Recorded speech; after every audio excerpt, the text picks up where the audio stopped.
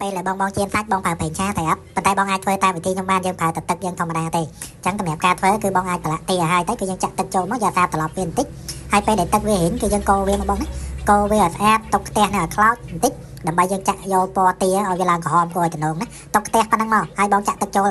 ពេលដែលបងធ្វើការចាក់ទឹកចូលហើយគឺបងឃើញសាច់ទាយើងឡើងក្រហមហ្នឹងពណ៌ទាហើយនឹងទឹកនៅក្នុងហ្នឹងគឺវាឡើងក្រហមល្អមែនទែនយើងទុកវាឲ្យយូរបន្តិចយកអាសាត្រឡប់វាបន្តិចហើយសាច់ទាផុយឆ្ងាញ់អត់ជាប់ខ្លាញ់ទេហើយញ៉ាំទៅអត់ទ្រាំទេបងឃើញសាច់ទាឡើងក្រហមហ្នឹងពណ៌វាឡើងស្អាតទេបងចាំមើលពេលដែលយើងចិត្តឆ្អិនណានេះឥឡូវគឺខ្ញុំចាប់ផ្ដើមត្រឡប់ហើយបងអាចយកវិធីសាស្ត្រនេះទៅប្រើបានគឺអត់ទ្រាំទេហើយហូបឆ្ងាញ់មែនទែន